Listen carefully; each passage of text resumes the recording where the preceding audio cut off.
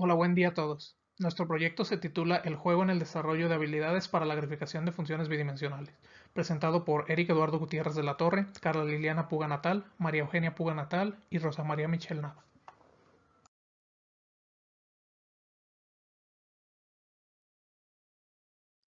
El concepto de función es tratado en el primer semestre de las carreras de ingeniería que se ofertan en el Tecnológico Nacional de México. Este concepto representa el eje central en la comprensión de otros conceptos matemáticos tales como la derivada, el límite, la integral, entre otros, así como conceptos específicos dentro de contextos de la ingeniería en los que se requieren modelar fenómenos que requieren relacionar variables. El análisis de gráficas es necesario no solo para la representación geométrica de una expresión, sino para la comprensión del comportamiento de un fenómeno. En diversos estudios se ha destacado la importancia que este concepto tiene en la formación de los estudiantes de ingeniería, así como las dificultades que enfrentan cuando deben de contextualizar un modelo o analizar algún fenómeno. Algunos resultados demuestran que el estudiante no logra comprender la relación que existe entre las variables y su dependencia. Tampoco logran conectar algunos registros de la representación del concepto como son el algebraico, geométrico y numérico. Esta problemática es común en las universidades. Se ha observado que estudiantes del Instituto Tecnológico de Ciudad Guzmán presentan dificultades para visualizar y comprender las funciones. No logran asociar el modelo matemático con una representación geométrica y mucho menos caracterizar el comportamiento de dicha función. Se realizó una evaluación a diversos alumnos de varias carreras del Instituto Tecnológico de Ciudad Guzmán, en la cual se pedía que los alumnos relacionaran las gráficas de las funciones con su respectiva función, así como indicar el dominio y contradominio de cada una de ellas. Los alumnos obtuvieron un promedio de 33% de aciertos en dicha evaluación, lo cual nos indica que sí hay un problema. Se piensa que una de las razones que causan este problema es que el tiempo que se dedica al análisis de este concepto en el aula es corto, lo que impide un análisis profundo y la modelación de fenómenos como parte complementaria de su estudio. Es por ello que es necesario que los profesores de matemáticas generen escenarios y estrategias que complementen la actividad en el aula, propuestas que coadyuven a la generación de habilidades que permitan a los estudiantes manipular modelos matemáticos y representarlos en su forma geométrica. A continuación se presentan los avances de una investigación cuyo objetivo principal es promover el desarrollo de habilidades en los estudiantes de ingeniería en la manipulación de gráficas, focalizando principalmente la conexión que hay entre el registro de representación geométrico con el algebraico. El escenario que se presenta a los estudiantes, que consiste en el diseño y en la implementación de un videojuego serio, tiene como finalidad que estos analicen una situación en contexto, que caractericen el modelo matemático que mejor da respuesta a la situación planteada y que tomen decisiones para solucionar. Pero, ¿qué es un videojuego serio? Los videojuegos serios son aquellos que se usan para entrenar, informar y educar a la población. Estos se fundamentan principalmente en principios pedagógicos de acuerdo con el sector social al que van dirigidos. Un punto muy importante que tiene en diferencia un videojuego serio con un videojuego comercial es que la finalidad del videojuego serio no es la diversión, sino la instrucción. Sin embargo, es importante no dejar el entretenimiento de un lado, ya que el videojuego serio necesita captar la atención de los alumnos. Necesita también poder integrar los elementos del juego junto con los objetivos de aprendizaje de una forma que sea pedagógicamente significativa. También deben tratar de obtener la atención del jugador para enfocarla en contenido relevante y motivarlo para que reflexione en las experiencias que obtuvo gracias a este videojuego. Esto lo puede ayudar ya que el usuario valida las hipótesis y puede formar nuevas estrategias. También tenemos que asegurarnos a la hora de diseñar el videojuego que el procesamiento de la información por parte del jugador sea efectivo. Los alumnos son retados por medio del videojuego para extraer la información que es relevante y ellos deben tratar de escoger las partes correspondientes de esa información e integrar esos elementos de una manera coherente. Todo esto nos va a ayudar a que el usuario aprenda mientras juega. Sin embargo, también es importante que el videojuego siga la metodología centrada en el usuario, ya que es el usuario el que debe ser capaz de extraer toda esta información relevante del mundo del juego. Sí se va a tener tutoriales y métodos de enseñanza, pero el objetivo principal es que el usuario los aprenda por su cuenta. Esta metodología que se está utilizando, la metodología centrada en el usuario, se fundamenta en un conjunto de métodos y técnicas que comparten un objetivo común. Este objetivo es conocer y comprender las necesidades, las limitaciones, el comportamiento y las características de dicho usuario. La primera parte de esta metodología centrada en el usuario consistió en una encuesta en la que se preguntaba a varios alumnos de las distintas carreras del Instituto Tecnológico Superior qué tipo de videojuegos les gustan más si es que juegan. Los resultados de la encuesta fueron que les gustaban mucho los juegos del tipo shooter y los de acción. También otro resultado es que los videojuegos con un ambiente de ciencia ficción y una temática de aventura y exploración son los preferidos por dichos usuarios. También muchos usuarios dijeron que les gustan los videojuegos en los que se cuenta con un sistema de puntos de experiencia o alguna otra forma de saber que está avanzando o que está progresando. Por ejemplo, árboles de habilidades, subir de nivel, desbloquear áreas nuevas, etcétera, etcétera. Una vez que se tiene los resultados de la encuesta, se pueden utilizar para empezar a diseñar el juego. El diseño del videojuego se divide en varias etapas que están divididas en tres ramas principales: la rama del arte, la de la programación y la de la historia. Antes de pasar a estas tres ramas, primero se requiere escribir el documento de diseño.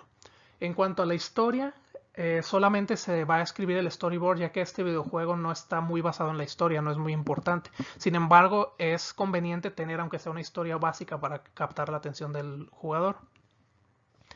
En cuanto a la programación, primero se van a diseñar los fundamentos, después las mecánicas. Una vez que se tienen estos dos, se pasa a la creación del nivel 0 o el prototipo.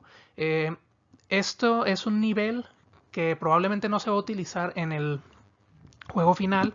Sin embargo, es importante para nosotros como programadores, ya que es un nivel que va a probar todas las mecánicas del juego para ver que funcionen de acuerdo a lo planeado o que sí estén enseñando al usuario.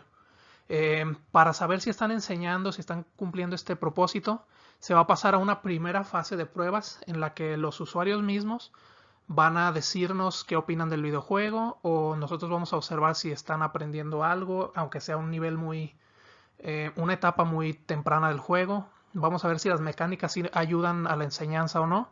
En caso de que no, se va a regresar otra vez a diseñar las mecánicas o los fundamentos, dependiendo de lo que se requiera.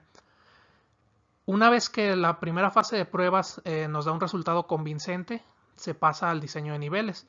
El diseño de niveles tenemos que asegurarnos de que tenga una curva de dificultad muy suave, podría decirse, ya que los conceptos básicos se van a enseñar al principio y van a empezar a aumentar de poco a poco para que el usuario no se sienta muy presionado o que no reciba mucha información en un periodo muy corto de tiempo. Entonces es necesario poder espaciarlos para que vaya aprendiendo poco a poco, y además nos sirve para captar su atención, ya que con el aumento de la dificultad el usuario siente que está progresando y continúa queriendo jugar aún más. Una vez que se diseñan los niveles, se pasa a la segunda fase de pruebas. Esta fase sirve para ver si el diseño de los niveles sí ayuda al videojuego o si se necesita modificar algo. Una vez terminado todo lo de la programación, se planea hacer todo esto de la programación con una interfaz muy básica para el prototipo, pero una vez que está terminado se va a pasar a mejorarla, ya que la presentación del videojuego también es muy importante para captar la atención. El primer paso de esto va a ser la creación de la interfaz alfa. Después, la creación de los gráficos y animaciones alfa. Estos son gráficos mejorados a los que se tienen en el prototipo, pero que le muestran al usuario una versión más completa de cómo se vería el juego. Después de esto se van a crear la interfaz beta, y después se va a diseñar la música y el sonido para por fin decir que el videojuego está terminado. Enseguida se muestran los avances que se tienen. El juego actualmente está en una etapa de desarrollo muy temprana. Equivaldría más o menos a la creación del nivel 0 que se explicó en el diagrama pasado. Eh, para diseñar este juego se tomaron en cuenta los resultados de las encuestas. El juego es un shooter con temática espacial en el que el usuario va a controlar una nave, la cual está representada aquí por el triangulito azul, que dispara proyectiles hacia unos enemigos que están representados por los círculos verdes. Al fondo se ve un plano cartesiano que sirve para que el usuario se ubique y reconozca las funciones en un ambiente más parecido al que vería en el aula. Los enemigos y los ataques de los enemigos o sus proyectiles van a seguir patrones, los cuales están basados en el comportamiento de funciones o familias de funciones que el usuario podría ver en el aula. Por ejemplo, aquí tenemos estos enemigos que se están moviendo en la trayectoria de la función y igual a seno de x. Se planea que estos enemigos al principio sean muy lentos para que el usuario más o menos vea cómo se comporta una función, y conforme avanza el juego y el usuario va aprendiendo cómo se comporta cada función, van a ir aumentando de velocidad. También se va a poner una especie de advertencia que se ve aquí como una flechita roja con letras que dicen y igual a seno de x. Esta advertencia le dice al usuario de qué dirección va a salir el enemigo y cuál es la función que está siguiendo, cuál es la trayectoria que va a seguir. Entonces, en los niveles más avanzados, cuando los enemigos tal vez sean muy rápidos como para reaccionar de manera natural, el usuario debe tratar de primero ver la advertencia, pensar cómo es que se ve la función y esquivar o moverse a una posición en la que tendría la ventaja antes de que el enemigo ni siquiera aparezca. Se planea que esto nos ayude a que el usuario aprenda las funciones. Otro punto importante aquí sería la puntuación, ya que los usuarios necesitan sentir que están progresando para captar la atención. Sin embargo, hay otra razón por la que se tiene el sistema de puntuación, la cual se va a explicar a continuación. Al terminar un nivel, el jugador podrá mejorar varios aspectos de su nave como recompensa por lograr puntuaciones altas. Se espera que esto motive al jugador a volver a jugar un nivel en el que no le fue tan bien para obtener más mejoras. Esto nos ayuda ya que el jugador siente que está personalizando su experiencia de juego de acuerdo con su propio estilo, lo cual hace el videojuego más personal y hace que capte más su atención.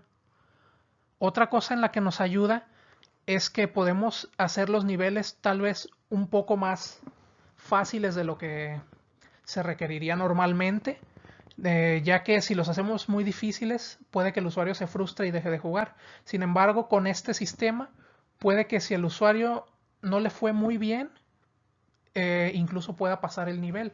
Sin embargo, este sistema hace que si el jugador le va bien, los siguientes niveles se volverán más fáciles.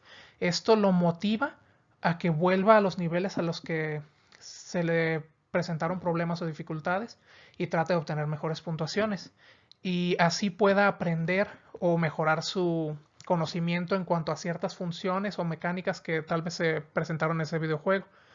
Se espera que esto ayude a que el usuario pueda aprender a su propio ritmo. Como se mencionó anteriormente, una curva de dificultad suave se necesita para que el usuario sienta que está aprendiendo, sienta que lo están retando, pero no se sienta que se está atorando en algún nivel o que es mucha información la que está tratando de aprender al mismo tiempo.